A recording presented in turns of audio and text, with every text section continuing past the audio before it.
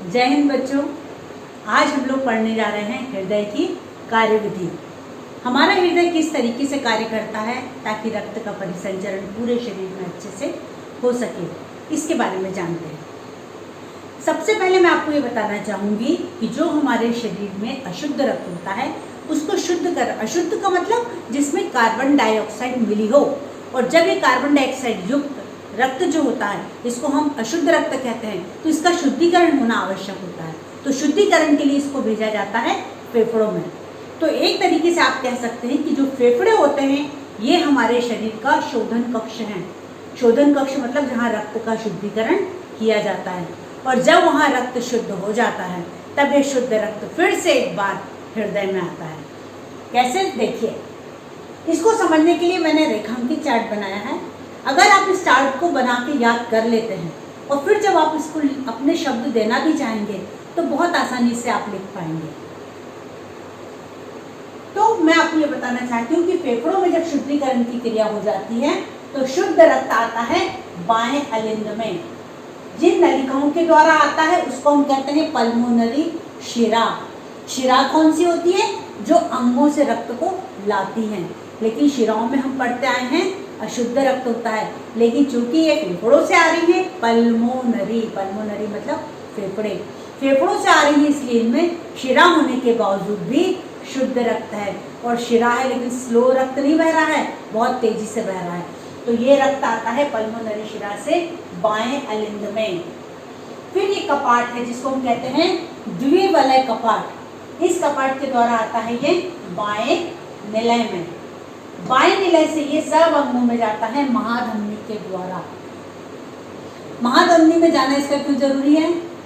शरीर के सभी कोशिकाओं के अंदर रक्त के द्वारा पचा हुआ भोजन पहुंच जाता है, वहाँ उसका ऑक्सीकरण भी होना है। तो ये पचा हुआ भोजन जब वहाँ पहुँचता है, भोजन पहुँच जाता है, उसके बाद ये ऑक्सीजन यहाँ जब पहुँचती है तो ऑक्सीजन के कारण उस पचे हुए भोजन का ऑक्सीकरण होता है और ऊर्जा मुक्त होती है, कार्बन डाइऑक्साइड उत्पन्न होती है। जो कार्बन डाइऑक्साइड उत्पन्न होती है वो रक्त में घुल जाती है, तो यहाँ पर रक्त हो जाता है अशुद्ध।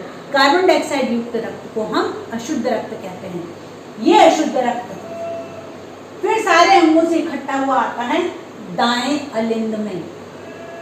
दाएं अलिंद से फिर ये त्रिवलय कपाट, यहाँ से आता है दाएं निलय में। यहाँ जाने के लिए कोई और रास्ता नहीं क्योंकि कपाट बंद हो जाता है। इस तरीके से ये वापस नहीं लौटता, तो ये रक्त फिर से चला जाता है फेफड़ों में। और फेफड़ों में ले जाने वाली जो धमनियाँ होती हैं, क्योंकि हृदय से जो रक्त को अंगों में ले जाता है उसको हम कहते हैं धमनी, और ये फेफड़ों में जा रही है इसलिए हम इसको कहते हैं पल्मोनरी धमनी। तो फेफड़ों में ये अशुद्ध रक्त जाता है, इसलिए शुद्ध होने के लिए।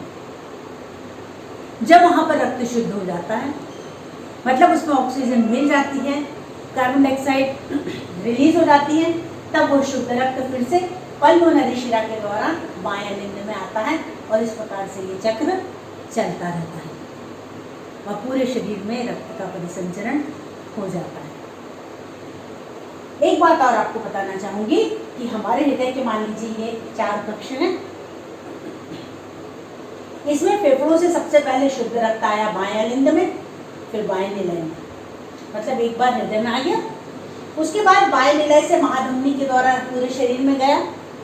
यहाँ से फिर रक्त ऑक्सीकरण की क्रिया से अशुद्ध हुआ और फिर यहाँ कार्बन डाइऑक्साइड युक्त रक्त आया दाएं अलिंद में, फिर से हृदय में आया दाएं निलय में, और फिर से यहाँ से इसको फेफड़ों में भेज दिया जाता है।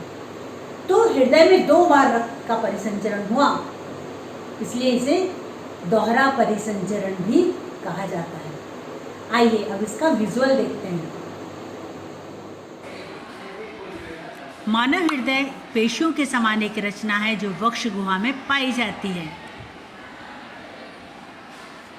मानव हृदय मुट्ठी के आकार का होता है, बाएं हाथ की बंद मुट्ठी के समान। हमारे हृदय की आंतरिक रचना में 4 कक्ष दिखाई देते हैं, 2 अलिंद और 2 निलय।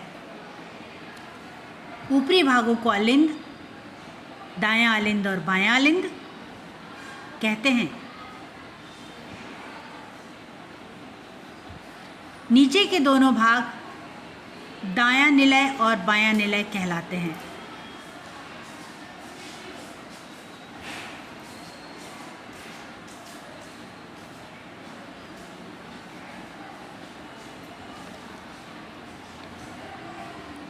हमारे हृदय में दोनों कक्ष में रक्त अलग अलग बहता है, शुद्ध रक्त और अशुद्ध रक्त, जो मिलता नहीं है। सबसे पहले दाएं अलिंद में शरीर के विभिन्न भागों से अशुद्ध रक्त आता है और त्रिवलय कपाट के द्वारा होते हुए धीरे धीरे निलय में आता है दाएं, और दाएं निलय से फिर कपाट के बंद हो जाने से वापस नहीं जाता और शुद्ध होने के लिए फेफड़ों की ओर जाता है पल्मोनरी वॉल्व से होते हुए। फेफड़ों में रक्त का शोधन होता है। शुद्ध होने के बाद यह रक्त पल्मोनरी शिराओं के द्वारा, शिरा होने के बावजूद भी इसमें शुद्ध रक्त होता है, यह शुद्ध रक्त फिर बाएं अलिंद में आता है और बाएं अलिंद से द्विवलय कपाट के द्वारा होते हुए धीरे धीरे बाएं निलय में आता है।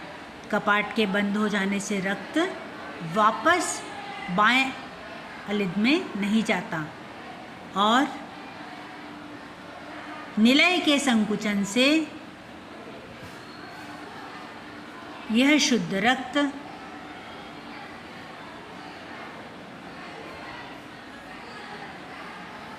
महाधमनी के द्वारा शरीर के सभी भागों में भेज दिया जाता है।